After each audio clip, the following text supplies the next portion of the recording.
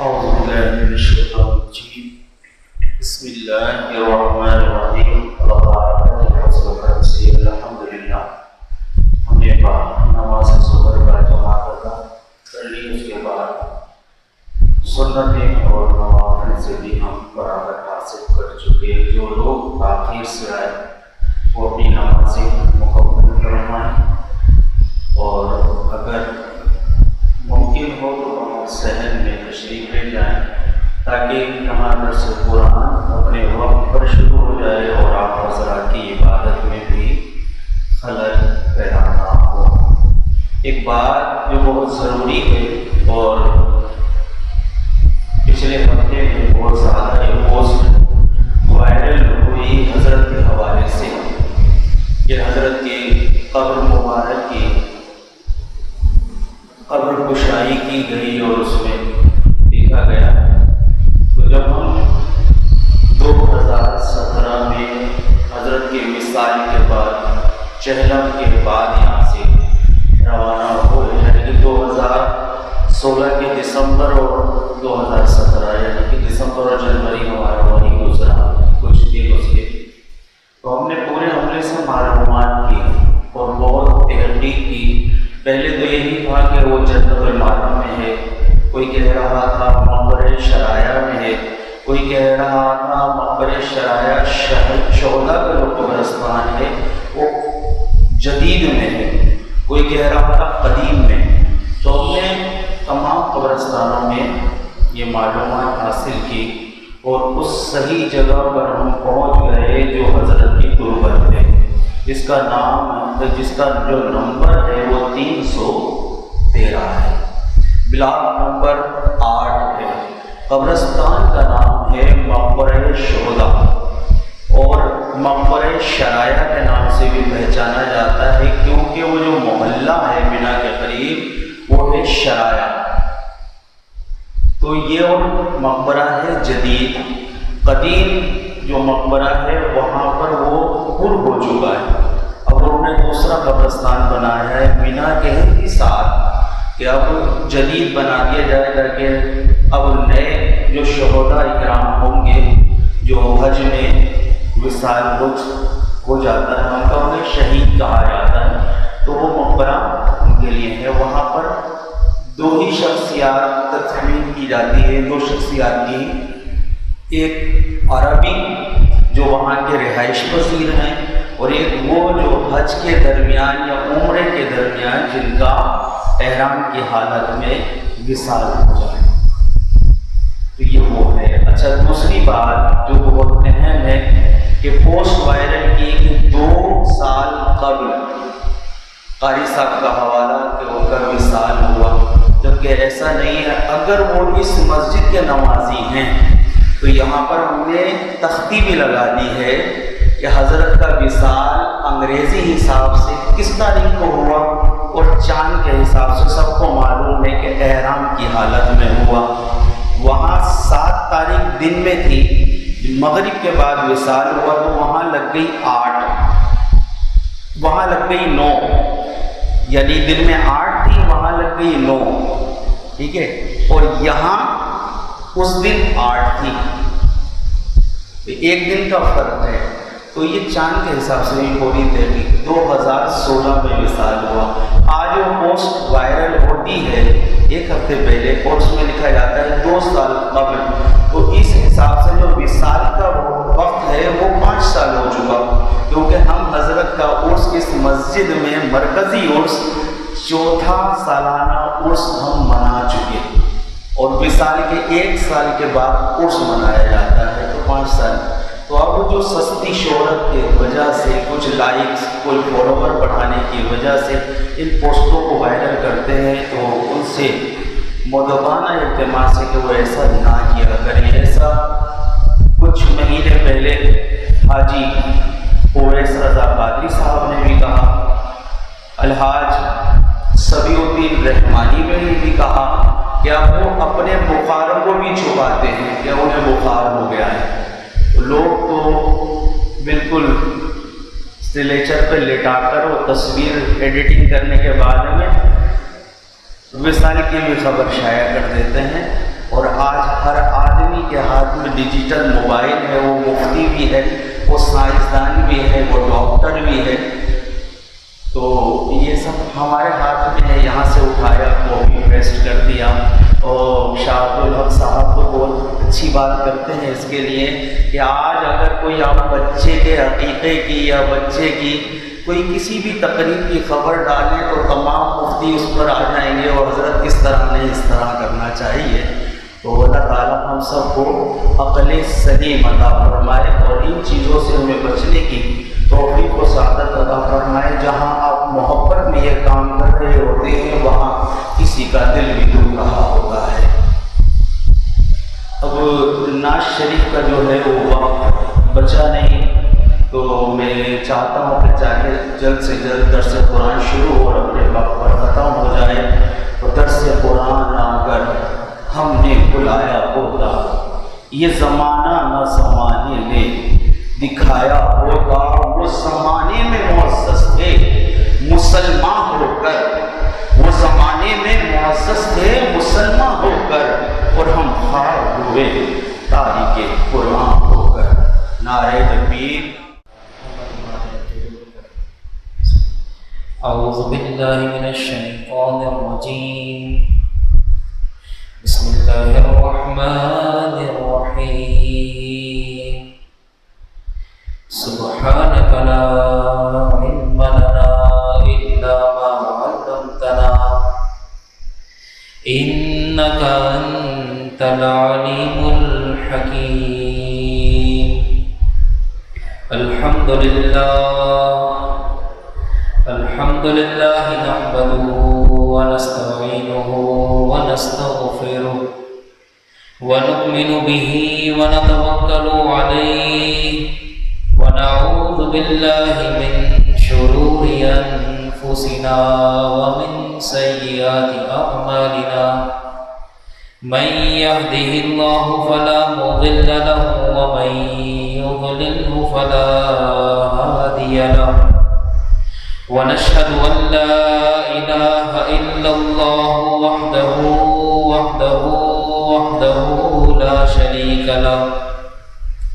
قال الله تبارك وتعالى في القرآن العظيم وفرقان المجيد: ما كان للنبي والذين آمنوا أن يستغفروا للمشركين ولو كانوا أولي قربى من بعد ما تبين لهم أنهم أصحاب الجحيم۔ إن الله وملائكته يصلون على النبي يا أيها الذين آمنوا صلوا عليه وسلموا تسليما۔ اللهم صل على سيدنا ونبينا وشفيعنا وكريمنا وحبيبنا ومحبوبنا وعزيزنا وسندنا ومولانا محمد معدن الجود والكرم وآله وبارك وسلم صلاة وسلاما عليك يا سيدي يا رسول الله صلی اللہ علیہ وسلم۔ انتہائی معزز اور مکرم سامعین حاضرین، الحمدللہ سورہ توبہ کی تفسیر کا سلسلہ آپ کے سامنے جاری و ساری ہے۔ گزشتہ نشست میں ہم نے آپ کے سامنے سورہ توبہ آیت نمبر 111 اور آیت نمبر 112 اور آیت نمبر 113 کی تلاوت کا شرف حاصل کیا اور اس کی تفسیر کو ہم نے سمجھا۔ آج آپ کے سامنے سورہ بقرہ آیت نمبر بلکہ آیت نمبر 113 انشاءاللہ آج بیان کی جائے گی۔ تو گزشتہ نشست میں آپ کو یہ بتایا تھا کہ مومنین کا مقام کیا ہے۔ اللہ کے نزدیک ایک ایمان والا جو ہوتا ہے، دیکھیں انسان کے پاس سب سے بڑی جو دولت ہے وہ اس کا ایمان ہے، اور اللہ کی ہمیں حمد و ثنا کرنی چاہیے، اللہ کا بڑا شکر ادا کرنا چاہیے کہ اللہ نے ہمیں صاحب ایمان بنایا۔ ہمارے پاس اگرچہ دولت نہ ہو، ہمارے پاس اگرچہ شہرت نہ ہو، ہمارے پاس مال نہ ہو، ہمارے پاس کچھ بھی نہ ہو، کوئی سٹینڈرڈائز چیز ہمارے پاس نہ ہو، لیکن ایک چیز آپ کے پاس ہے تو سمجھے سب کچھ ہے، اور وہ ایک چیز کیا ہے؟ وہ ہے آپ کا ایمان۔ ہم اللہ کو مانتے ہیں، اللہ کے نبی کو مانتے ہیں، بس یہی ہمارے لیے اصل سرمایہ اور اصل دولت ہے۔ تو ایمان والوں کا بدلہ جنت ہے، یہ گزشتہ نشست میں آپ کو بتایا۔ اب دیکھیں آج کا جو ٹاپک ہے وہ ہے مشرکین کے لیے دعائے مغفرت کرنا، مشرکین کے لیے دعائے مغفرت کرنا۔ اب اس آیت کو ذرا سمجھے گا، دیکھیں ہم بہت عظیم چیز سن رہے ہیں اور سیکھ رہے ہیں قرآن پاک۔ شریعت کی جو بیسک سورس ہے، جہاں سے شریعت آتی ہے، وہ 4 چیزیں۔ ہم اہل سنت و جماعت کے نزدیک، اہل سنت مطلب حنفی، شافعی، مالکی، حنبلی، سب کے نزدیک جو سورسز آف شریعہ ہیں وہ 4 باتیں۔ یہ بات اصولی بات یاد رکھیے گا۔ پہلی بات جہاں سے شریعت آتی ہے، جو شریعت کا سب سے بڑا ماخذ ہے، وہ کتاب اللہ قرآن مجید ہے۔ سب سے پہلی چیز جس کو ہم بنیاد بناتے ہیں وہ اللہ کا کلام قرآن مجید ہے۔ اس کے بعد دوسری جو سورس ہے وہ ہے نبی پاک صاحب الاولاق تاجدار دو عالم صلی اللہ تعالیٰ علیہ وسلم کی سنت مبارکہ، کہ جو چیز قرآن سے ثابت ہوتی ہے ہم اس کو مان لیتے ہیں، پھر اس کی تشریح ہم تلاش کرتے ہیں سنت میں۔ اور اگر کسی چیز کا علم بظاہر قرآن میں نظر نہ آئے، ویسے تو اللہ نے فرمایا تبیانا لکل شیء، قرآن کے بارے میں اللہ نے فرمایا تبیانا لکل شیء، اس قرآن میں ہر چیز کا روشن بیان ہے، واضح بیان ہے۔ لیکن اگر قرآن پاک میں بظاہر کسی چیز کے معنی اور مفہوم نہ ملیں تو ہمارے پاس سیکنڈ سورس آف شریعہ ہے، وہ ہے سنت رسول صلی اللہ تعالیٰ علیہ وآلہ وسلم۔ اب ہم اس کے لیے بخاری کھولتے ہیں، مسلم کھولتے ہیں، ترمذی کھولتے ہیں، ابن ماجہ کھولتے ہیں، نسائی کھولتے ہیں، ابو داؤد کھولتے ہیں۔ اس کے علاوہ جو صحیح احادیث ہیں وہاں سے ہم کھول کر اپنا مواد جو ہے اوتھینٹک مواد ہم تلاش کرتے ہیں۔ پھر تیسری جو شریعت کی سورس ہے وہ ہے اجماع امت۔ کیا مطلب؟ بظاہر کوئی چیز ہمیں قرآن میں نہ ملے، بظاہر کوئی چیز ہمیں سنت میں نظر نہ آئے۔ اب دیکھیں نا، دور بدلتا رہتا ہے، کیا کہتے ہیں، زمانے کے تقاضے بدلتے رہتے ہیں، مشینری میں اپڈیٹ ہوتی رہتی ہے، مشین اپڈیٹ ہے۔ کل ہمارے پاس کی پیڈ تھا موبائل، آج اینڈرائڈ آ گیا، ٹچ سیٹ آ گیا، تو اپڈیٹ آتا رہتا ہے۔ تو وقت کے ساتھ ساتھ نئی چیزیں آتی رہتی ہیں۔ اب اس کا سولوشن اگر ہم قرآن میں تلاش کریں گے تو ہو سکتا ہے بظاہر ہمیں نہ ملے، ویسے تو قرآن میں ہے، تلاش کی بات ہے۔ اگر ہم بظاہر سنت میں تلاش کریں تو اس دور میں ہو سکتا ہے وہ چیز نہ ہو جو آج ہے۔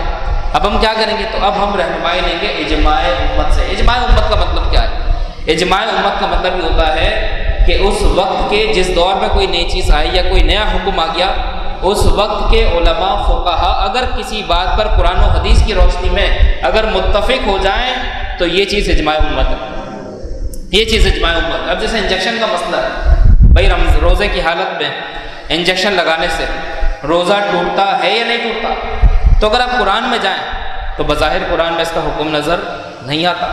اگر آپ سنت میں جائیں تو نبی پاک صلی اللہ تعالیٰ علیہ وسلم کے زمانے مبارک میں میڈیکل سائنس ایسی نہیں تھی کہ سرنجز لگائی جائیں، انجیکشن، جدید طب نہیں تھی۔ تو اب جدید طب کے جو مسائل ہیں وہ ہمیں کہاں سے ملیں گے؟ تو اس کے لیے ہمارے پاس اجماع امت ہے۔ اس وقت کے اس دور کے جو جید علماء ہیں وہ ایک فورم پر بیٹھتے ہیں، وہ فیصلہ کرتے ہیں کہ آیا اس حدیث کا، اس بات کا قرآن اور حدیث میں کوئی ثبوت ہے نہیں ہے، تو پھر وہ شریعت کے اکارڈنگلی، شریعت کے نزدیک رہتے ہوئے کوئی ایسا حل نکالتے ہیں جو وہ پبلک کر سکیں، جو وہ عوام کو رہنمائی کے لیے دے سکیں، وہ ہے اجماع امت۔ یہ ہے شریعت کی تیسری سورس۔ پہلی سورس قرآن، دوسری سنت، اور تیسری جو ہے وہ اجماع امت ہے۔ اب چوتھی کیا ہے؟ چوتھی ہے قیاس۔ قیاس کا مطلب ہوتا ہے اٹکل، اندازے کو بولنا ہے قیاس۔ اب مثال کے طور پر، اب میں اس کی پہلے مثال دے دوں پھر آپ کو اس کی ڈیفینیشن سمجھاتا ہوں۔ دیکھیں شراب جو ہے، شراب کو بولتے ہیں خمر عربی میں۔ اچھا بہت سے لوگ کنفیوز ہیں، ایک کلاس روم میں میں پڑھا رہا ہوں، آج کل کے پتہ آپ کو جدید طلبہ ہیں، ان کو بس کسی چیز کے نا ایک راستہ چاہیے، کوئی حرام چیز کو حلال کر دیں۔ تو بچہ مجھ سے پوچھتا ہے کہ سر جی یہ بتائیں کہ شراب جنت میں بھی تو ملے گی، تو دنیا میں حرام کیوں ہے؟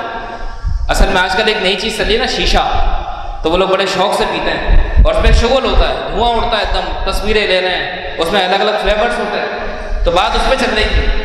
تو بچہ بڑے معصومانہ انداز میں بولتا ہے، بڑی کلاس کا اسٹوڈنٹ تھا، کہتا ہے کہ سر وہ شراب تو جنت میں بھی ملے گی، پھر دنیا میں حرام کیوں ہے؟ میں نے کہا بیٹا شراب جو ہے نا، شراب کا مطلب کچھ اور ہے۔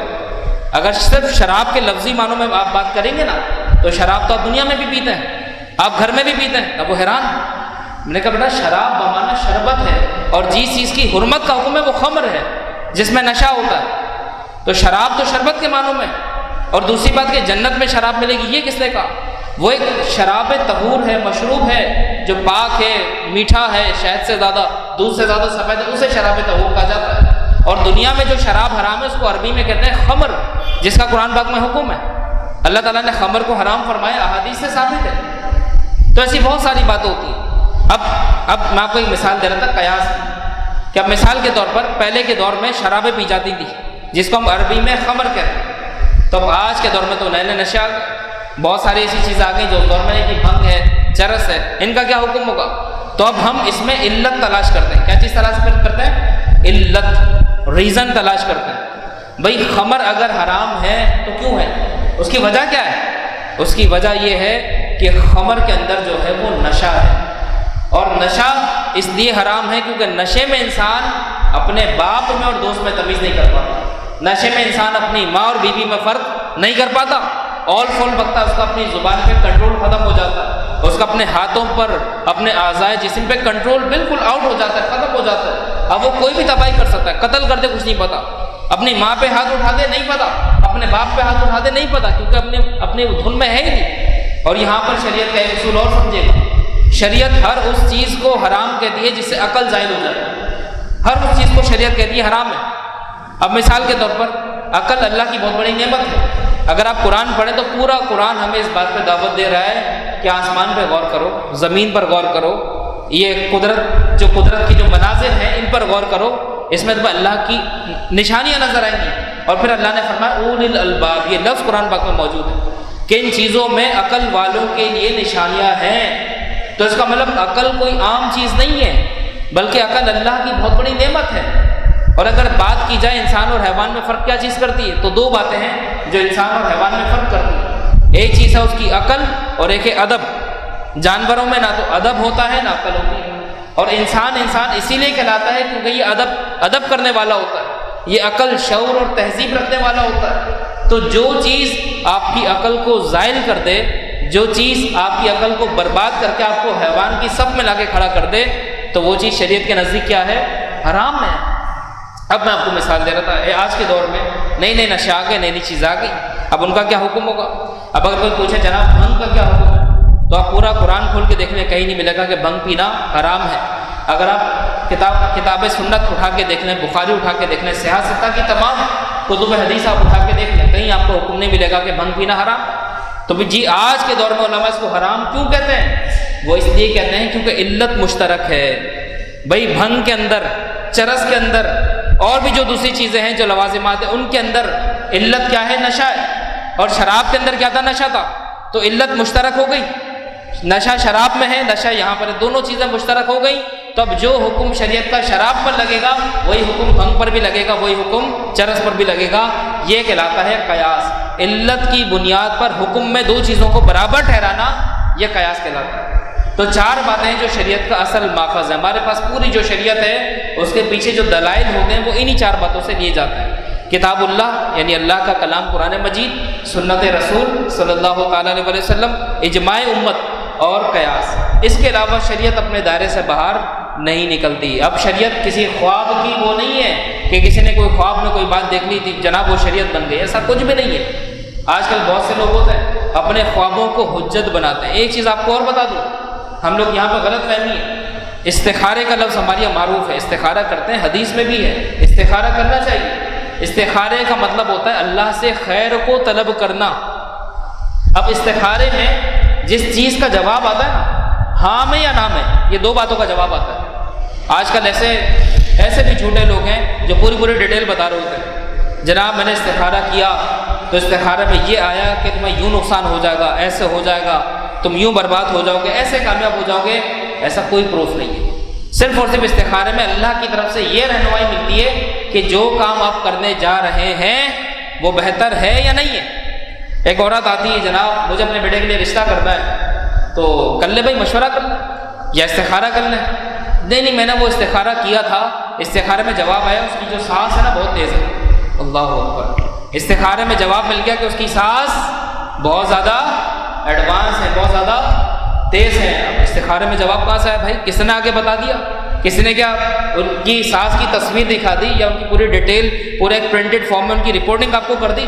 کیا ہو گیا؟ تو استخارے کا جو جواب آتا ہے کیا وہ قطعی ہوتا ہے؟ وہ قطعی ہرگز نہیں ہوتا، وہ ظنی ہوتا ہے۔ بس میں احتیاط کرنی چاہیے، آپ کو اللہ کی طرف سے ایک اشارہ ملا ہے کہ یہ کام نہ کرنا بہتر ہے، لیکن اگر استخارے کے حکم کو آپ وحی کے حکم کے برابر ٹھہرائیں گے تو آپ گمراہ ہیں، کیونکہ قطعی صرف ایک چیز ہے، وہ وحی الہی۔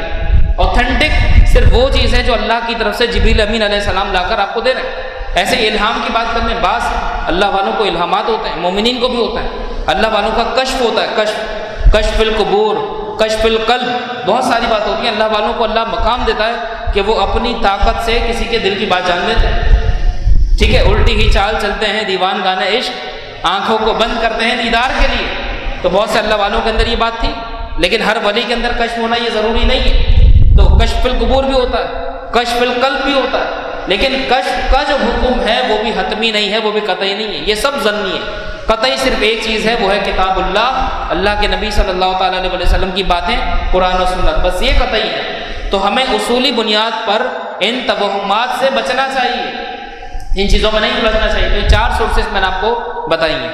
تو ہم بڑے خوش نصیب ہیں کہ ہم شریعت کا جو بنیادی ماخذ کتاب اللہ ہے ہم اس کو سمجھ رہے ہیں۔ تو اب یہاں پر جو آیت کا جو موضوع ہے وہ ہے مشرکین کے لیے دعائے مغفرت۔ اللہ فرماتا ہے ما کان للنبی والذین آمنوا ان یستغفروا للمشرکین، اللہ فرماتا ہے کہ نبی اور ایمان والوں کو لائق نہیں کہ مشرکوں کی بخشش چاہیں، مشرکین کی مغفرت کی دعا کریں۔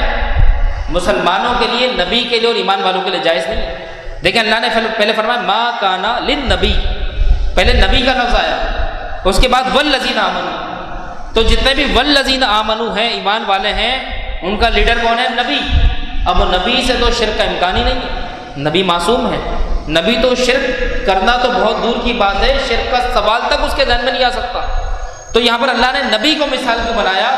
یہاں پر نبی کو مثال اس لیے بنایا کہ مومنوں کو بتایا جائے دیکھو تمہارے نبی شرک سے کتنی نفرت کرتے ہیں، تو جس طرح شرک سے ان کے اندر بیزاری ہے، تم بھی اپنے اندر شرک کے بارے میں بیزاری رکھو اور ان کے لیے دعائے مغفرت کبھی بھی نہ کرنا۔ ما کان للنبی والذین آمنوا ان یستغفروا للمشرکین۔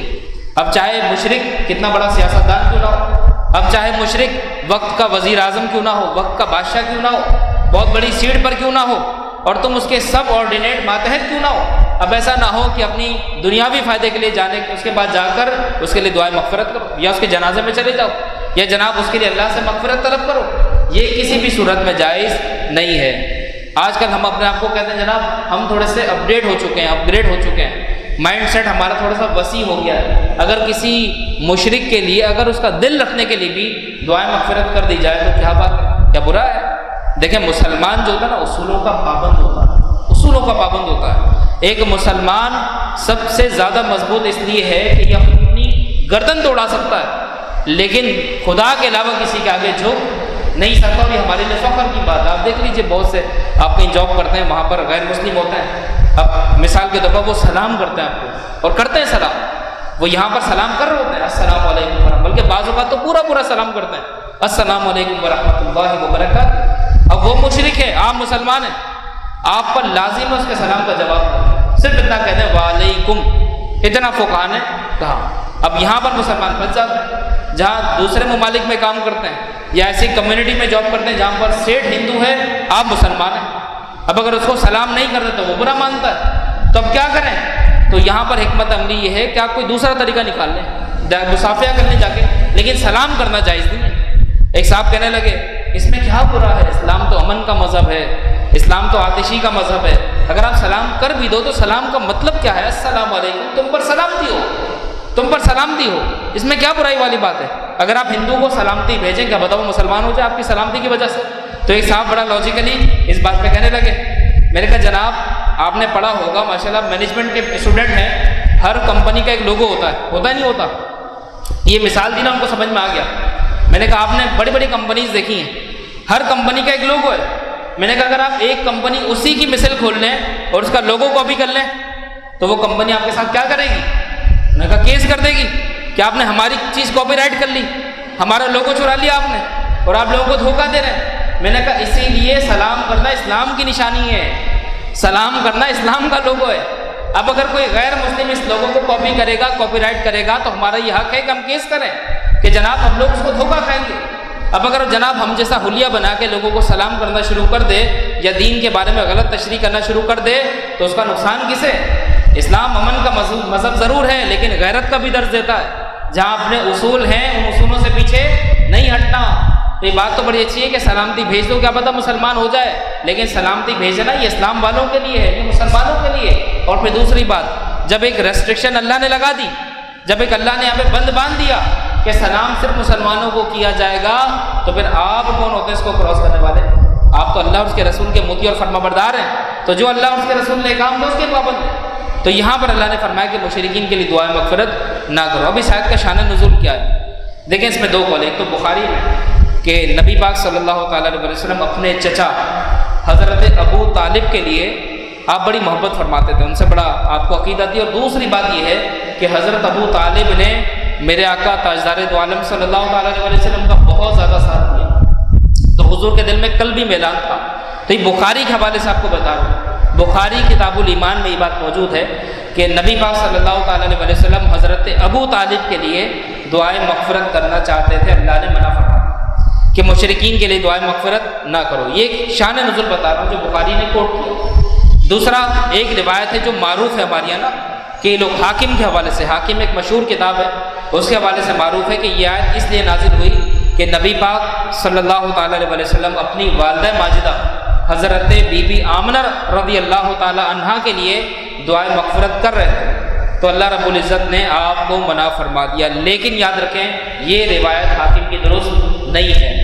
امام جلال الدین سیوطی رحمۃ اللہ علیہ کے حوالے سے میں اس کا جواب دیتا ہوں، میں خود نہیں دے رہا، امام جلال الدین سیوطی رحمۃ اللہ علیہ نے اس کا جواب دیا، اور آپ نے مکمل اسی مضمون کی کتاب لکھی جس میں آپ نے ان تمام احادیث کو نادرست قرار دیا، کہا کہ ان کی روایت درست نہیں ہے۔ نبی پاک صلی اللہ تعالیٰ علیہ وسلم کے والدین کریمین مومن تھے، مباحث تھے، ان کے لیے دعائیں مغفرت کرنا بالکل جائز ہے۔ تو اس مضمون کی جتنی بھی احادیث ہیں جہاں پر نبی پاک صلی اللہ تعالیٰ علیہ وسلم نے اپنے والدین کے لیے دعائیں مغفرت کی ہو اور اللہ نے روک دیا ہو، تو اس سلسلے کی جتنی بھی احادیث ہیں بڑے بڑے محدثین کے نزدیک وہ حدیثیں معلول ہیں، مطلب ان کا حکم صحیح نہیں ہے، روایت میں کہیں نہ کہیں ان میں بگاڑ ضرور موجود ہے۔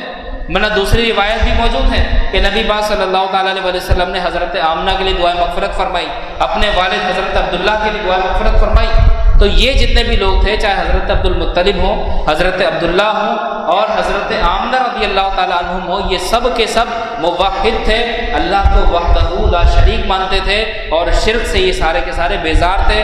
یہی اہل سنت و جماعت کا متفق عقیدہ ہے۔ اب حضرت ابو طالب کے بارے میں ہمارا کیا عقیدہ ہے، تو یہ بھی میں آپ کو بات بتا دوں۔ دیکھیں حضرت ابو طالب کے بارے میں ہماری اہل سنت میں دو موقفات ہیں، لیکن ہم اعلیٰ حضرت امام اہل سنت مجدد دین و ملت الشاہ احمد رضا خان صاحب فاضل بریلوی رحمۃ اللہ علیہ کی تحقیق سے اتفاق کرتے ہیں جو آپ نے فتاوی رضویہ میں لکھی کہ حضرت ابو طالب کا ایمان لانا ثابت نہیں ہے، ایمان لانا ثابت نہیں ہے، ورنہ دیگر جو کتب میں ہے آپ دیکھ لیں وہاں پر بہت سے لوگ یہ بھی ثابت کرتے ہیں کہ ایمان لانا ثابت ہے، لیکن ہمارا موقف فاضل بریلوی رحمۃ اللہ علیہ والا ہے، لیکن اس میں ایک احتیاط ہے۔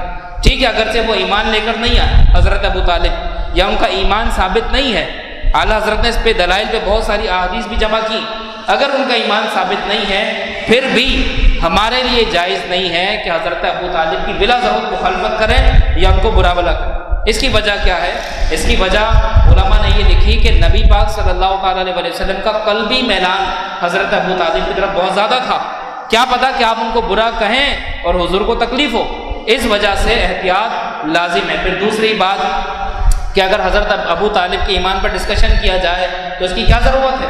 کہ آپ سے قبر میں یہ سوال ہونا ہے کہ حضرت ابو طالب ایمان لائے تھے یا نہیں لائے تھے؟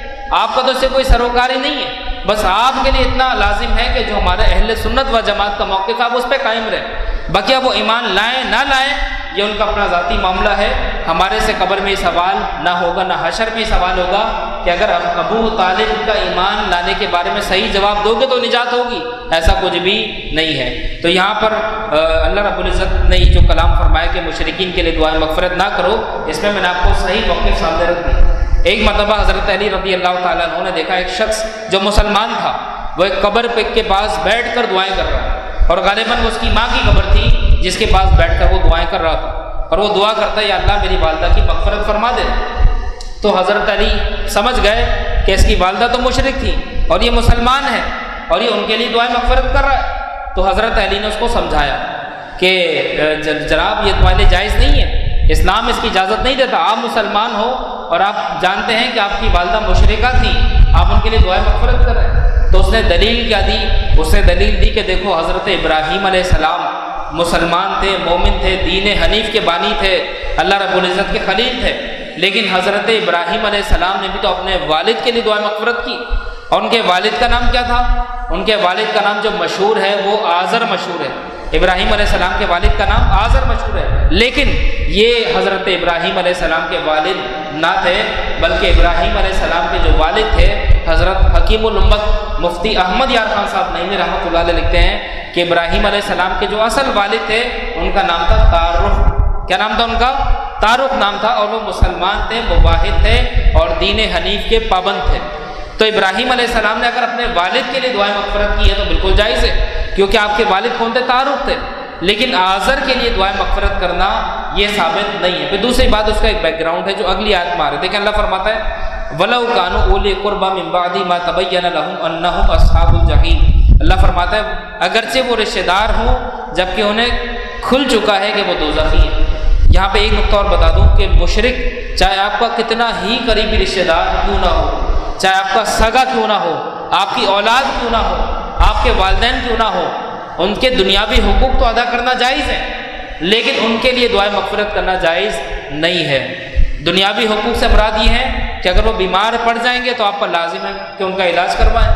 آپ اگر مثال کے طور پر وہ آپ کے محتاج ہیں کھانے پینے کے اندر، آپ ان کے کفیل ہیں، تو آپ پر لازم ہے کہ آپ ان کو رزق پہنچائیں، ان کا خیال رکھیں، ان کی صحت کا خیال رکھیں، ان کی ضروریات کا خیال رکھیں۔ یہ ہے اسلام کی وسعت نظری، کہ اسلام کتنا براڈ مائنڈ ہے کہ اگر والدین بھی آپ کے مشرک ہیں تب بھی اسلام یہ کہتا ہے کہ ان کے حقوق پورے کرو، ان کے حقوق میں کوتاہی نہ برتو۔ لیکن اگر وہ شرک کی حالت میں اگر دنیا سے چلے گئے تب ان کے لیے جائز نہیں ہے کہ آپ ان کے لیے دعائیں مغفرت فرمائیں۔ تو اللہ رب العزت نے یہاں پہ فرمایا کہ وہ تمہارا کتنا ہی قریب کا رشتہ دار کیوں نہ ہو، اس کے لیے دعائیں مغفرت جائز نہیں ہے۔ اب جو میں آپ کو بات بتا رہا تھا ابراہیم علیہ السلام کی، وہ اگلی آیت اللہ فرماتا ہے وَمَا كَانَ اسْتِغْفَارُ إِبْرَاهِيمَ لِأَبِيهِ إِلَّا عَن مَّوْعِدَةٍ وَعَدَهَا إِيَّاهُ فَلَمَّا تَبَيَّنَ لَهُ أَنَّهُ عَدُوٌّ لِّلَّهِ تَبَرَّأَ مِنْهُ إِنَّ إِبْرَاهِيمَ لَأَوَّاهٌ حَلِيمٌ۔ اس آیت مبارکہ میں اللہ تبارک و تعالیٰ نے ابراہیم علیہ السلام کا دفاع فرمایا۔ دیکھیں اللہ اپنے نبیوں کا دفاع کرتا ہے، اور ابراہیم علیہ السلام تو اللہ کے خلیل ہیں۔ دفاع کرنے کے بعد اللہ نے ابراہیم علیہ السلام کی بڑی خوبصورت شان بیان فرمائی ہے، ان ابراہیم لأواہ حلیم۔ حلیم اللہ کا نام ہے، لیکن اللہ رب العزت نے جس طرح اسی سورہ توبہ کے اندر نبی پاک صلی اللہ تعالیٰ علیہ وسلم کو اپنے دو صفاتی نام عطا فرمائے، رؤوف الرحیم حضور کے لیے فرمایا، ایسے ہی ابراہیم علیہ السلام کو حلیم فرمایا کہ وہ بہت زیادہ حلم والے ہیں، بہت زیادہ بردبار ہیں۔ تو اللہ فرماتا ہے کہ ابراہیم کا اپنے باپ کی بخشش چاہنا وہ تو نہ تھا مگر ایک وعدے کے سبب۔ اللہ نے فرمایا کہ ابراہیم علیہ السلام اپنے والد کی مغفرت چاہتے تھے لیکن ایک وعدے کے سبب۔ اچھا اب سوال یہ ہے کہ میں نے آپ سے ایک بات کہی کہ ابراہیم علیہ السلام کے والد جو تھے وہ آزر نہیں تھے، ان کا اصل نام تو طارق تھا، لیکن یہاں پر تو ابھی ہی آ رہا ہے کہ ابراہیم علیہ السلام اپنے والد کے لیے دعائیں مغفرت چاہتے تھے، تو ابھی ہی کا لفظ آ رہا ہے، اور ابا جو ہے وہ عربی میں باپ کو کہتے ہیں۔ تو اس کا مطلب ابراہیم علیہ السلام کے والد جو تھے اکارڈنگ ٹو دا قرآن اگر ہم دیکھیں، قرآن کی لفظی بحث پر اگر ہم جائیں تو وہ تو مشرک تھے، اللہ نے منع فرما دیا۔ تو اگر کوئی یہ بات کہتا ہے تو میں کہتا ہوں اگر اس نے تھوڑی سی عربی سمجھ کے پڑھی ہوتی تو عربی زبان کا ایک مزاج ہے، عربی میں ابا کا لفظ جو ہے وہ چچا کے لیے بھی آتا ہے، اور قرآن پاک کی بیشتر آیات ہیں جس میں ابا کا لفظ اپنے چچاؤں کے لیے بڑی بڑی پشتوں کے لیے آیا۔ بھائی یوسف علیہ السلام کی پشتوں میں ایک شخص ہے، ان کا ذکر قرآن پاک میں موجود ہے، نام میرے ذہن میں نہیں ہے، تو وہ یوسف علیہ السلام کے والدین میں نہیں تھے، لیکن اللہ نے ابا فرمایا ان کے لیے۔ تو ابا کا لفظ عربی لغت میں چچا کے لیے بھی استعمال ہوتا ہے، ماموں کے لیے بھی استعمال ہوتا ہے، جتنے بھی رشتے ہیں جو باپ کے قریب ہیں ان سب کے لیے ابا کا لفظ استعمال ہوتا ہے۔ تو ابا کا لفظ صرف خالصتاً باپ کے لیے استعمال نہیں ہوتا، بلکہ بہت سارے باپ کے جو رشتہ دار ہیں، چچا ہیں، چچا کے بھائی ہیں یا کزن ہیں، سب کے لیے ابا کا لفظ استعمال ہوتا ہے۔ تو یہاں پر جو ابھی ہی کا لفظ آیا وہ اگرچہ آزر کے لیے آیا، لیکن آزر جو تھے وہ ابراہیم علیہ السلام کے والد نہ تھے، بلکہ عربی اصولوں کے مطابق آزر جو تھے وہ ابراہیم علیہ السلام کے چچا تھے۔ اب بات کیا ہوئی؟ بات یہ ہوئی کہ ابراہیم علیہ السلام نے اپنے چچا سے ایک وعدہ کیا کہ اگر آپ ایمان لے کر آتے ہیں تو پھر میں آپ کے لیے مغفرت کی دعا کروں گا۔ یہ کیا ہو گیا؟ وعدہ ہو گیا۔ اس میں مشروط کیا ہو گیا؟ ایمان لانا۔ اگر آپ ایمان لاتے ہیں تو میں دعا کروں گا، ورنہ نہیں کروں گا۔ بھائی بات تو یہ ثابت ہو رہی ہے کہ ایمان ہوگا تو دعا ہوگی۔ تو لوگوں نے مشہور کر دیا کہ ابراہیم علیہ السلام نے بھی اپنے والد کے لیے دعا مغفرت کی تھی، اور یہی بات حضرت علی جیسے باب العلم کے سامنے اس شخص نے کہا جو اپنی والدہ کے لیے دعائیں مغفرت کر رہا تھا۔ اس نے کہا کہ ابراہیم علیہ السلام نے بھی اپنے والد کے لیے دعائیں مغفرت کی تھی۔ تو ابھی یہ بات اس نے حضرت علی کو کہی تو حضرت علی نے سوچا، حالانکہ آپ جواب دے سکتے تھے، آپ باب مدینۃ فی العلم تھے، علم کے شہر کے دروازے ہیں، اللہ نے کون سا علم ہے جو حضرت علی کو نہ دیا ہو، لیکن آپ نے سوچا کہ پہلے بات کی تصدیق ہو جائے، پہلے کیا ہو جائے؟ بات کی تصدیق ہو جائے۔ تو یہاں سے نقطہ پتہ لگا، کتنا ہی بڑا عالم کیوں نہ ہو، کتنا ہی بڑا فاضل کیوں نہ ہو، کتنا ہی بڑا ریسرچر محقق کیوں نہ ہو، بڑے سے بڑا عالم دین علم پر بصیرت رکھنے والا ہو، لیکن اگر کوئی بات سنے، اگر وہ اپنے سے بڑے سے تصدیق کر سکتا ہو تو ضرور کرے۔ یہ حضرت علی کا طریقہ ہے۔ تو حضرت علی بارگاہ رسالت میں حاضر ہوئے، یا رسول اللہ ایسا ایسا معاملہ، میں نے دیکھا ایک مسلمان شخص اپنی مشرکہ ماں کی قبر پہ بیٹھ کے مغفرت کی دعا کر رہا ہے، اور میں نے اس کو سمجھایا تو وہ کہتا ہے کہ ابراہیم علیہ السلام نے بھی تو اپنے والد حضرت آزر کے لیے دعا کی تھی، تو یا رسول اللہ اس کی تصدیق فرما دیں۔ ابھی اللہ کے نبی جواب دیتے قرآن پاک کی آیت نازل ہو گئی کہ ما کان استغفار ابراہیم لابیہ، ابراہیم نے تو اپنے والد کے لیے دعائے مغفرت نہ کی تھی، الا مگر موعدۃ وعدہا ایاہ، اللہ فرماتے ہیں کہ اس وعدے کے سبب جو انہوں نے اپنے والد سے کیا تھا۔ تو اپنے والد سے مراد اپنے چچا سے جو وعدہ کیا تھا، اس وعدے کے سبب آپ دعائیں مغفرت کرنا چاہتے تھے لیکن کی نہ تھی، تو اس شخص کی دلیل غلط ہو گئی، اور تاریخ کی جو تصدیق ہے وہ حضور سے ہو گئی۔ پھر دوسری بات دیکھیں، ابراہیم علیہ السلام کا آنا ایک تاریخی واقعہ ہے، تو تاریخ کے معاملات میں بہت سارے کمپلیکس ہو جاتے ہیں، لوگ بہت ساری غلط تاریخیں پڑھ دیتے ہیں۔ تو یہاں پہ پتہ لگا تاریخ ایک ایسا سبجیکٹ ہے کہ جس کی صحیح ذرائع سے تصدیق ہونی چاہیے۔ اب دیکھیں یہ ایک تاریخی واقعہ تھا کہ حضرت علی اس کو جواب دے سکتے تھے، لیکن واقعہ جو کہ تاریخی نوعیت کا تھا، تو تاریخ میں آپ ایسے ذرائع سے آپ تصدیق حاصل کریں جہاں پر کوئی دوسرا شبہ کلام نہ ہو۔ اب ہماری یہاں بہت ساری تاریخیں غلط ہیں۔ واقعہ کربلا کی آپ دیکھ لیجیے تاریخ، لوگ کون سی کتابیں پڑھتے ہیں؟ ان اوتھینٹک کتابیں پڑھتے ہیں جناب، ایسے ایسے واقعہ سناتے ہیں، یوں لگتا ہے کہ سامنے کیمرہ لگا ہوا تھا اور امام حسین تلوار یوں اٹھا رہے تھے تو کیمرہ نوٹ کر رہا تھا، حضرت عباس علم اٹھا رہے تھے تو کیمرہ نوٹ کر رہا تھا، دشمن ایسے آ رہا تھا، یوں جا رہا تھا، ایسی باتیں لاتے ہیں کہ جناب یوں لگ رہا تھا کہ وہاں پہ CCTV کیمرہ موجود تھا۔ تو اس پہ سب سے زیادہ جو محتاط کلام کیا ہے وہ حضرت مفتی نعیم الدین مراد آبادی صاحب رحمۃ اللہ علیہ نے کیا سوانح کربلا کے اندر۔ تو ایسے جتنے بھی تاریخی واقعات ہوں وہاں پر مستند ذرائع کو اختیار کرنا چاہیے، یہی ہمارے بزرگوں کا طریقہ ہے، اور جہاں پر داستانیں زیادہ ہوں، کہانیاں زیادہ ہوں تو سمجھ جائیں وہ کتاب جو ہے وہ اوتھینٹک نہیں ہوتی، کیونکہ تاریخ میں ایک ایک لفظ نہیں لکھا جاتا، تاریخ میں منظر کشی نہیں ہوتی، ریفلیکشن نہیں ہوتی، ریفلیکشن منظر کشی صرف ناول میں افسانوں میں ہوتی ہے، تاریخ صرف یہ بتاتی ہے کہ واقعہ کیا ہوا تھا، تاریخ واقعات کے انداز کو نہیں بتاتی کہ واقعہ اس انداز میں ہوا تھا، حملہ ایسے ہوا تھا، پھر پلٹ کے حملہ ایسا ہوا تھا۔ تو ہمارے پاس وہ ہسٹری ہونی چاہیے جو اوتھینٹک ذرائع سے کسی مستند عالم کے قلم سے ہم تک پہنچی ہو۔ تو یہاں پر اللہ رب العزت نے منع فرمایا، پھر فرمایا فلما تبین له انه عدو للہ تبرأ منہ، اللہ فرماتا ہے اور پھر جب ابراہیم کو کھل گیا کہ وہ اللہ کا دشمن ہے تو اس سے تنکا توڑ دیا۔ تنکا توڑنا ایک محاورہ ہے، اس کا مطلب قطع تعلق اختیار کرنا۔ تو جو اللہ کا دشمن ہو جائے اس کو چھوڑ دینا اللہ کے خلیل کی سنت ہے۔ اب آپ کا سگا کیوں نہ ہو لیکن اللہ کا دشمن ہو جائے تو اس کا بائیک آؤٹ کرنا ابراہیم علیہ السلام کا طریقہ ہے۔ پھر اللہ فرماتا ہے ان ابراہیم لأواہ حلیم، بے شک ابراہیم ضرور بہت زیادہ آہیں کرنے والے اور بہت زیادہ بردبار تھے، بہت زیادہ بردبار تھے۔ تو دوستو یہاں پر لفظ حلیم آیا۔ اب یہاں پر ایک بات آپ کو بتا دوں، ہماری ایک مشہور ڈش ہے جسے حلیم کہا جاتا ہے، لوگ گھوٹ گھوٹ کر اسے مزے سے کھا رہے ہوتے ہیں، اس پہ فاتحہ دلوا رہے ہوتے ہیں، اور خاص طور پہ شہدائے کربلا کی۔ اب یہاں پر ایسے سوالات بہت آتے ہیں کہ جناب مفتی صاحب حلیم کو حلیم نہیں کہنا چاہیے بلکہ حلیم کو دلیم کہنا چاہیے، حلیم کو نا مطلب کھچڑا کہنا چاہیے، اس کا نام نہیں لینا چاہیے کیونکہ یہ اللہ کا نام ہے۔ تو حضرت پیر طریقت، رہبر شریعت، ولی نعمت، سرمایہ اہل سنت علامہ قاری محمد نثار الحق صاحب صدیقی رحمۃ اللہ علیہ اس کی بڑی پیاری وجہ بتاتے تھے، بولتے تھے کہ حلیم کو حلیم اس لیے کہتے ہیں کیونکہ حلیم بڑا حلیم ہوتا ہے۔ میں نے کہا کیسے؟ کہا وہی طرح دیکھو حلیم کے اندر حلم پایا جاتا ہے۔ کیسے؟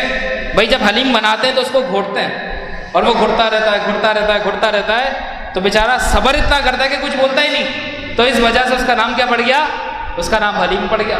تو حلیم کہنے کی یہ وجہ ہے، ہم یہ نہیں کہہ رہے کہ اللہ کا نام حلیم ہے تو اس کا بھی نام حلیم ہے، لیکن بہرحال اس میں صحیح جواب یہ ہے کہ اگر آپ سیٹسفائی نہیں تو حلیم کو حلیم نہ کہیں، کھچڑا کہتے ہیں اگر آپ کا دل نہیں مانتا، لیکن شرعی طور پر بھی اس میں کوئی قباحت نہیں ہے۔ حلیم کو اللہ کے نام سے کمپیئر کرتے ہوئے نہیں کہہ رہا، اور دلیم نام کی آج تک کی وجہ سمجھ میں ہے کہ دلیم کیوں بولتے ہیں، کوئی لوگوں وجہ بھی سمجھ میں نہیں آئی، لوگوں نے بس کہا حلیم نہیں کرو تو دلیم کہہ دو، ایک ہی جگہ دال لگا دو، بات ختم۔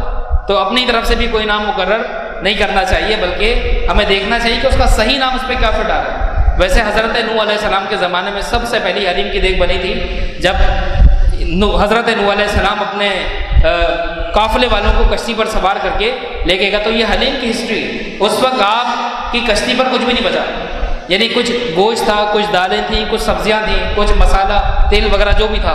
اب ظاہر سی بات ہے 40 دن کشتی مسلسل پانی میں رہی، تو کھانے پینے کے لیے جو جتنی بھی اشیاء خرد و نوش تھی وہ سب استعمال ہو گئی، اب کچھ بھی ایسا نہیں بچا کہ جو مکمل ایک ڈش تیار ہو جائے۔ تو حضرت نوح علیہ السلام کے بارے میں آتا ہے کہ آپ نے مشورہ دیا کہ سب کو ملا کے بنا لو اور جو بن جائے وہ کھا لیں گے۔ اچھا جی، جب سب کو ملایا گیا تو جناب بڑے مزے کی ایک لذیذ ڈش بن گئی۔ تو وہ لذیذ ڈش جو ہوتی وہ کھچڑا تھا، جو سب سے پہلے حضرت نوح علیہ السلام کے زمانے میں بنا۔ پھر اس کے بعد کھچڑے میں اپڈیٹنگ آتی رہی، اس میں ہلدی مسالے مزید ایڈ ہوتے گئے، تو آج وہ ہماری ڈش مشہور ہو گئی حلیم کے نام سے، جس میں بہت سارے لوازمات اب شامل ہو گئے۔ تو یہ اس کی ہسٹری ہے۔ تو جب آپ شہدائے کربلا کے لیے یا کسی کے اصالِ ثواب کے لیے جب آپ حلیم بناتے ہیں تو حضرت صاحب فرماتے تھے کہ حضرت نوح علیہ السلام کو اصالِ ثواب کرنا نہ بھولیں، کیونکہ اس کے جو بانی ہیں وہ حضرت نوح علیہ السلام ہے۔ تو یہ ایک اوتھینٹک عالم کا حوالہ تھا جو میں نے آپ کے سامنے پیش کرا، ورنہ حضرت قبلہ قاری صاحب کے علاوہ اگر حوالہ ہوتا تو کبھی میں یہ بات نہ کہتا۔ تو اس کو کھچڑا کہہ لیں زیادہ بہتر ہے، اور اگر حلیم پر سیٹسفائی نہیں ہوتا تو حلیم نہ کہیں، کوئی وجہ، لیکن دلیم کہنے کی کوئی دلیل ہمیں کہیں سے نہ ملی۔ تو اللہ فرماتا ہے، آگے کی آیت پڑھ رہا ہوں، وما كان الله ليضل قوما بعد إذ هداهم حتى يبين لهم ما يتقون ان الله بكل شيء عليم۔ اللہ فرماتا ہے اور اللہ کی شان نہیں کہ کسی قوم کو ہدایت کر کے گمراہ فرما دے جب تک انہیں صاف نہ بتا دے کہ کس چیز سے انہیں بچنا ہے۔ بے شک اللہ سب کچھ جانتا ہے۔ اب اس آیت کا جو شان نزول ہے وہ یہ ہے کہ جب تک یہ آیت نہیں آئی تھی کہ مشرکین کے لیے دعائیں مغفرت نہ کرو، جب تک یہ آیت نازل نہ ہوئی تھی تو بہت سے مسلمانوں نے اپنے مشرک رشتہ داروں کے لیے مغفرت کی دعائیں مانگی تھیں۔ تو جب یہ آیت نازل ہوئی تو وہ گھبرا گئے کہ یہ تو بڑا مسئلہ ہو گیا، ہم نے تو بڑی دعائیں کی ہیں، ہم نے بڑا اصالِ ثواب فاتحہ کیے لوگوں کے لیے جو مشرکین تھے، اب کیا کریں؟ کیا ہمیں اس کی سزا ملے گی؟ کیا ہمیں عذاب آئے گا؟ کہ ہم نے ایسے لوگوں کے لیے دعائیں مغفرت کی کہ جناب جو مسلمان ہی نہیں تھے۔ تو اللہ رب العزت نے یہاں پر اصول بیان فرما دیا کہ اللہ رب العزت اس کام پر اس وقت تک تمہاری پکڑ نہ فرمائے گا جب تک واضح پیغام ہدایت کا تم تک نہ بھیج دے۔ یہ اللہ کی سنت ہے۔ اب اللہ نے حکم بھیج دیا کہ مشرکین کے لیے اب دعائیں مغفرت جائز نہیں ہے، اب اگر کوئی کرے گا تو پھر اس پر عذاب الہی آ سکتا ہے، لیکن اس سے پہلے جن لوگوں نے کی تو ان کو اللہ کی طرف سے معافی ہے۔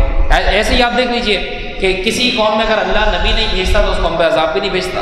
ہاں نبی بھیجے پھر قوم انکار کر دے، اس کے بعد وارننگ آتی ہے کہ اب بھی تمہارے پاس موقع ہے، ایمان لے کر آ جاؤ، اب بھی اگر نہ لائیں تو پھر اللہ کا عذاب آتا ہے۔ ورنہ جب تک اللہ کسی ہادی کو نہ بھیجے اللہ عذاب کو بھی نہیں بھیجتا۔ پھر اللہ فرماتا ہے ان اللہ لہ ملک السماوات والارض یحیی و یمیت وما لکم من دون اللہ من ولی ولا نصیر۔ بے شک اللہ ہی کے لیے ہے آسمانوں اور زمین کی سلطنت، اور جلاتا ہے اور مارتا ہے، یعنی زندہ کرتا ہے اور مارتا ہے، اور اللہ کے سوا نہ تمہارا کوئی والی اور نہ تمہارا کوئی مددگار۔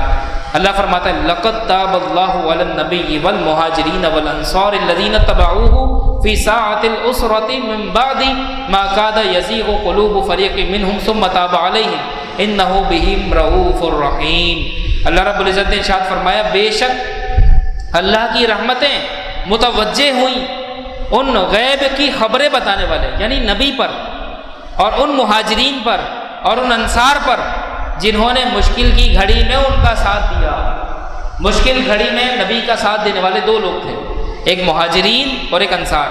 اللہ فرماتے کہ اللہ کی رحمتیں ان پر نازل ہوئیں جو اللہ فرماتا ہے فی ساعۃ العسرہ، جنہوں نے اس غم کی گھڑی میں مشکل گھڑی میں ساتھ دیا۔ یہاں تبوک کی بات ہوئی ہے، اللہ نے فرمایا فی ساعۃ العسرہ، اسی لیے غزوہ تبوک کو غزوہ اسرت بھی کہتے ہیں، یہ اس کا دوسرا نام ہے۔ تو اللہ فرماتا ہے ایسے موقع پہ ساتھ دیا، ان پر اللہ کی رحمت آئی۔ اللہ فرماتا ہے بعد اس کے کہ قریب تھا کہ ان میں کچھ لوگوں کے دل پھر جائیں، پھر ان پر رحمت متوجہ ہو، بے شک ان پر اللہ نہایت مہربان ہے۔ اب غزوہ تبوک کے حالات میں آپ کو بتا چکا، اتنی زیادہ گرمی تھی، پانی کی قلت، کھانے کی قلت، ہر طرح سے قلتوں کا سامنا تھا۔ ایسے موقع پر اللہ کو مسلمانوں کی ادا بڑی پسند آئی کہ انہوں نے ایسے موقع پر اپنے نبی کا ساتھ دیا، جہاں پانی نہیں تھا، جہاں کھانا نہیں تھا، تپتی ریت تھی، کھلا آسمان تھا، سورج کی حرارت موجود تھی، لوگ گرمی میں تپ رہے تھے۔ ایسے موقع پہ قریب تھا بہت سے لوگ پلٹ جاتے، یا رسول اللہ ہم سے برداشت نہیں ہوتا، آپ ہمیں آسانی دیجئے، کہہ سکتے تھے یا رسول اللہ ہمارے لیے آسانی پیدا فرمائے۔ اور لوگ یہ بھی تو کہہ سکتے تھے، یہاں تو لوگ ہوتا ہے بھئی جناب کوئی عالم دین ہے پریشان ہے تو ہماری عوامی زبان میں آ جاتا ہے یار اللہ نے اتنا علم دیا ہے تو یہ پریشان کیوں ہے، اللہ نے اتنا علم دیا تو ان کے پاس تنگی کیوں ہے، اس طرح کی جاہلانہ باتیں کرتے ہیں۔ ارے بھائی عالم دین ہے تو وہ بھی انسان ہے، اس کے ساتھ بھی حاجات ہیں، کیا وہ پریشان نہیں ہو سکتا، کیا اس پر مصیبتیں نہیں آ سکتی؟ اب خواتین کے جناب ان کے پاس تو برکتیں ہونی چاہیے، ان کے پاس تو خزانے ہونے چاہیے، یہ کیسے عالم دین ہے کہ جناب ان کے پاس تنگ دستی ہے، ان کے پاس پیسہ نہیں ہے، ان کے پاس اتنے کرائسس ہیں، کیا اللہ تعالیٰ کی ان پر رحمت نہیں؟ ضرور ان کا کوئی گناہ ہے جس کی وجہ سے یہ سب ہو رہا ہے۔ یہ جاہلانہ باتیں کی جاتی ہیں۔ تو ذرا نبی پاک صلی اللہ تعالیٰ علیہ وسلم کی سیرت مبارکہ اٹھا کے دیکھیں، کیا میرے نبی سے زیادہ کسی نے پریشانیاں برداشت کی؟ کیا میرے نبی سے زیادہ کسی نے فخر برداشت کیا؟ کہ میرے نبی سے زیادہ کسی نے غم برداشت کیے؟ تو کیا یہ بھی کہو گے کہ نبی علیہ السلام کا خدا نخواستہ معاذ اللہ ثم معاذ اللہ کوئی بات ایسی تھی کہ اللہ نے برکتوں سے محروم کیا ہوا تھا؟ معاذ اللہ، اس طرح کی جہلانہ باتوں سے بچیں۔ کوئی بھی عالم دین ہو، بلکہ جو اللہ کا مقبول بندہ ہوتا ہے اس کے ساتھ امتحانات زیادہ ہوتے ہیں، جو اللہ کا محبوب بندہ ہوتا ہے اس کے ساتھ کرائسس زیادہ ہوتے ہیں، کیونکہ اللہ اس کو صبر دیتا ہے اور صبر کے ذریعے اس کے درجے بلند فرماتا ہے۔ اور تو یہ جو باتیں ہیں یہ جہلانہ، اب دیکھیں تبوک کا موقع ہے، اس وقت بھی لوگ کہہ سکتے تھے یا رسول اللہ ہم تو آپ کے ساتھ ہیں، یہاں تو بارشیں ہونی چاہیے، یہاں تو کھانے پینے کی کثرت ہونی چاہیے، ہمارے ساتھ ایسا کیوں نہیں؟ لیکن مسلمانوں نے، حضرت ابو بکر صدیق نے، حضرت عمر فاروق اعظم نے، حضرت عثمان غنی نے، حضرت علی نے، تمام صحابہ نے حضور علیہ السلام کے ساتھ شانہ بشانہ کھڑے ہو کے حضور کا ساتھ دیا۔ ان میں مہاجرین بھی تھے، انصار بھی تھے، کوئی ایک صحابی پیچھے نہیں ہٹا۔ اللہ کو یہ بات بڑی پیاری لگی، اللہ کو یہ بات بڑی پسند آئی۔ صدیق اکبر سرکار کے پاس آئے، یا رسول اللہ صلی اللہ علیہ وسلم اللہ سے دعا فرما دیں۔ دیکھیں صدیق اکبر نے دعا کی درخواست کی، یہ ہوتا ہے حکمت عملی والا انداز، کیونکہ آپ نے دیکھا کہ مسلمانوں میں کہیں ایسا نہ ہو کہ بے صبری پیدا ہو جائے، بہت زیادہ قلت کا سامنا ہے۔ تو صدیق اکبر نے کہا یا رسول اللہ اللہ سے دعا فرما دیں۔ تو اللہ کے نبی نے پوچھا اے ابو بکر کیا تمہاری بھی یہ خواہش ہے؟ تو فرمایا جی یا رسول اللہ میری بھی یہ خواہش ہے۔ آپ نے کھل کر کہا یا رسول اللہ میری بھی یہ خواہش ہے۔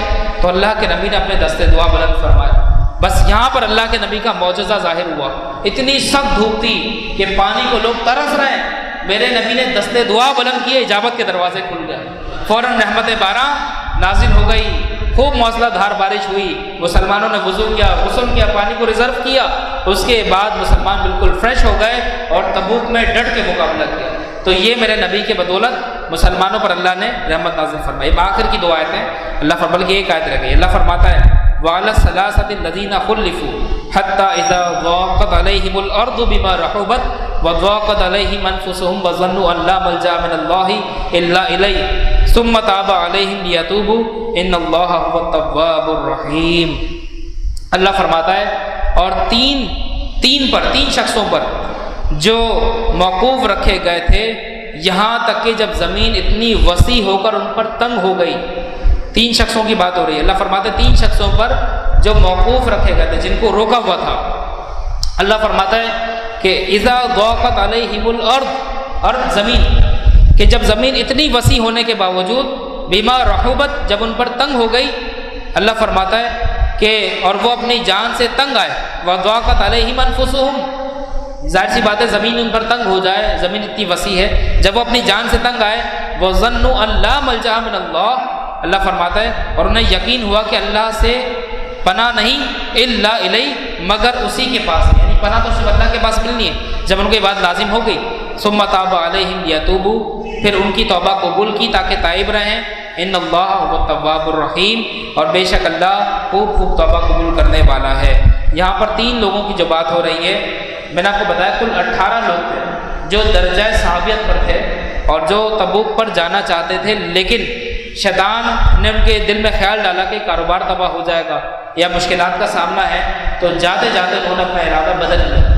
تو ان 18 لوگوں میں سے 3 کی بات آج ہوئی، بقیہ کہ میں آپ کو بتا چکا کہ ان لوگوں نے اپنے آپ کو کھمبوں سے باندھ دیا تھا کہ جب تک حضور نہیں کھولیں گے ہم اپنے آپ کو معاف نہیں کریں گے۔ تو ان 3 لوگوں کا ذکر اب اللہ نے فرمایا کہ 3 صحابہ تھے، لیکن دیکھیں صحابہ تھے تو نادم بھی ہوئے، اگر منافق ہوتے تو نادم۔ یہ ہے صحابہ کی شان، صحابہ ندامت صحابہ کے ساتھ جڑی ہے، جہاں سرکار کو تھوڑی سی بھی تکلیف ہوتی ہے نا صحابہ نادم ہو جاتے ہیں، رونا شروع ہو جاتے ہیں، یہی تو صحابیت ہے۔ تو اب وہ 3 صحابہ جو تھے ان کو بڑا افسوس ہوا کہ ہائے افسوس کہ ہم نے تو بہت بڑی محرومی حاصل کر لی۔ اب انہوں نے بھی یہی کرا، اپنے آپ کو کھمبوں سے باندھ دیا اور کہا کہ بھائی ہم جو نا جب تک اللہ کے نبی آگے نہیں کھولیں گے ہم نہیں کھولیں گے۔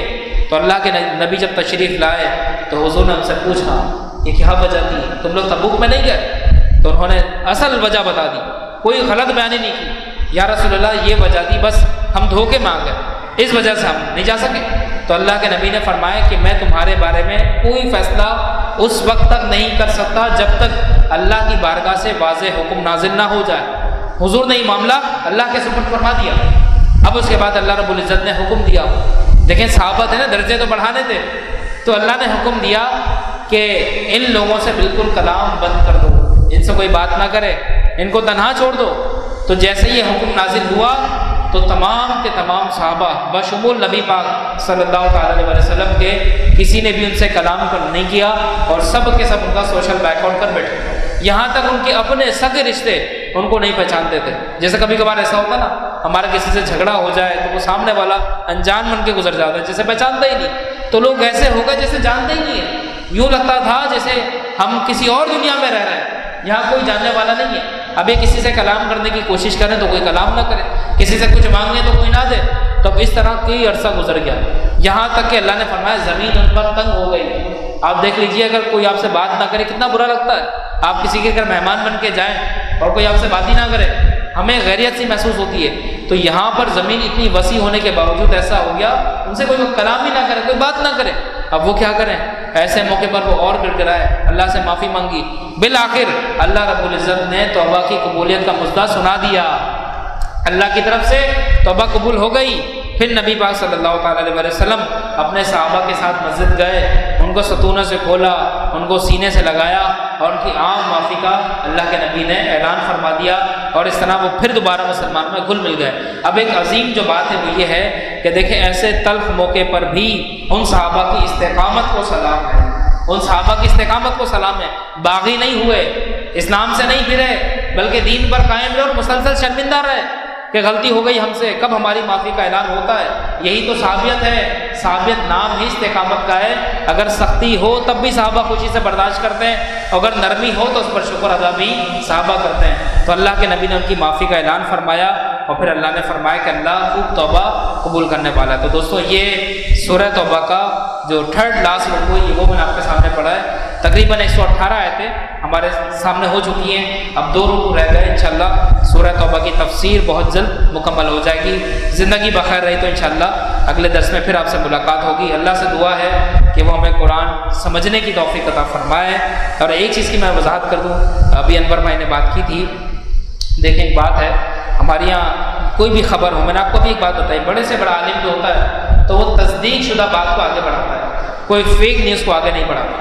میں بولتا ہوں صرف حضرت صاحب کا یہ مقام نہیں ہے کہ قبر سے ان کا جسم سلامت نکلا، اس سے بھی بڑا مقام ہے بھائی، ہم اندھیرے میں ہم ان کے معاملات کو نہیں جانتے، ان کو اللہ تبارک و تعالیٰ ان پر کتنے انعامات فرما رہا ہے، کتنے اکرامات فرما رہا ہے، کہ آپ نے صرف اسی سے ان کا مرتبہ پہچانا کہ جناب اتنے عرصے بعد ان کا جسم سلامت، یہ تو ہمارا پہلے ہی عقیدہ تھا۔ جب وہاں پر دیکھیں آپ کو پتہ ہے کہ ہر ملک، ہر مملکت، ہر ریاست رول اینڈ ریگولیشن کی پابند ہوتی ہے، تو وہاں پر بھی جو رول ہیں، جب قبر کشائی ہوتی ہے تو عملہ موجود ہوتا ہے، صرف عوام موجود نہیں ہوتی، اور پھر ان کے پاس ایک سسٹم موجود ہے، اگر کسی کی قبر کھودی اور وہ سلامت نکلا تو وہ سسٹم میں اپنے پاس سیو کر لیتے ہیں، یہ قبر نمبر ہے، یہ اب دوبارہ نہیں کھلے، وجہ یہ کہ جسم سلامت ہے۔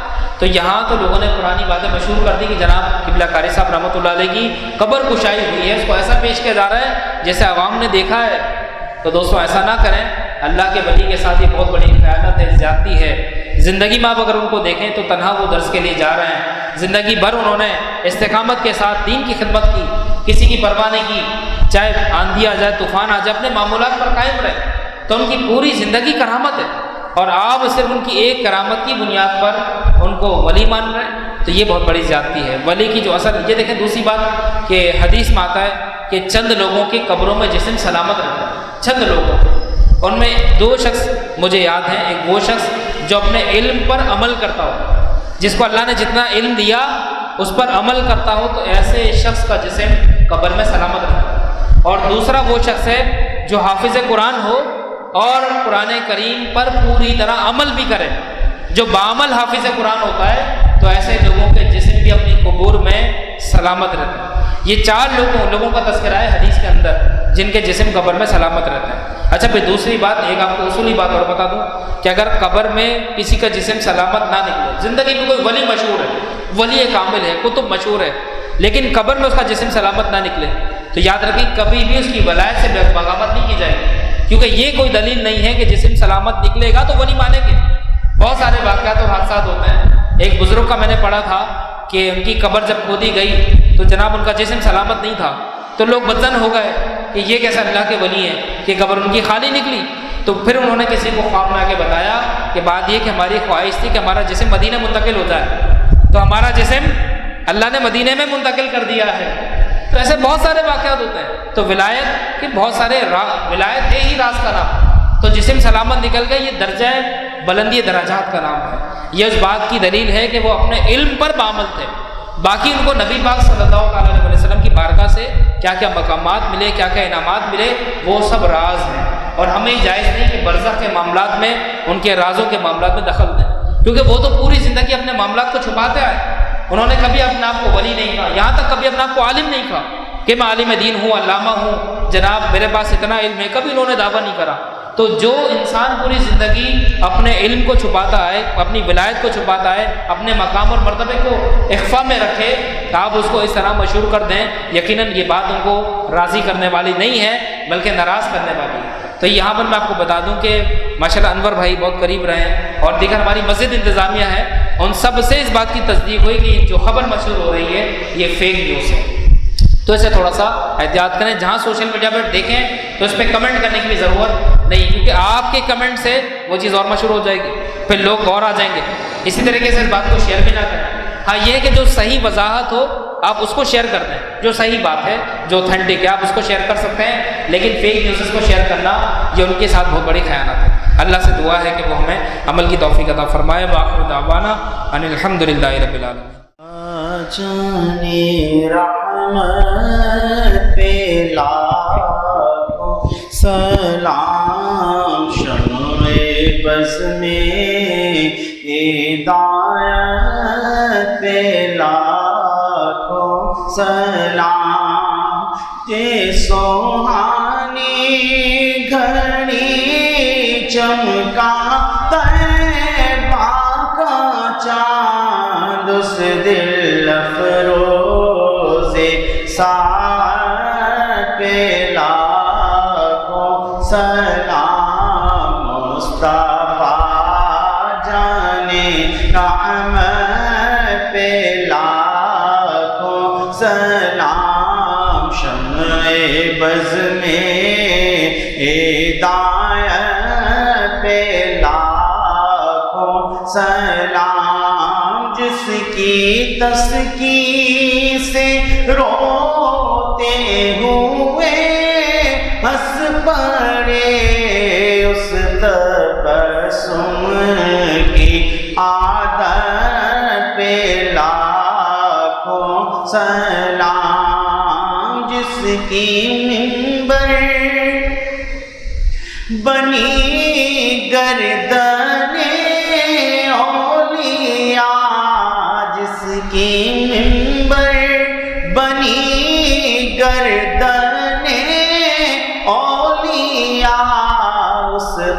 ختم کی کرامت پہ لاکھوں سلام، غوثِ اعظم امامتوں کا بنوں کا جلوہ شان قدرت پہ لاکھوں سلام، ڈال دی قلب میں عظمت مصطفیٰ، حکمت اعلیٰ حضرت پہ لاکھوں سلام۔ بہت ہی خوبصورت بات ہے، اور ہمیں یہ جاننا بھی چاہیے جب ہم صلاۃ و سلام میں کوئی ایسے اشعار پڑھتے ہیں جو اعلیٰ حضرت کی خود کی تعریف میں ہوں، تو یہ سوچ لینا چاہیے کہ اعلیٰ حضرت نے کبھی اپنی تعریف میں نہ ہی کسی نعت میں نہ ہی کسی کلام میں خود لکھا ہے۔ ایک نعت شریف ہے، ان کی مہک نے دل کے غنچے کھلا دیے ہیں۔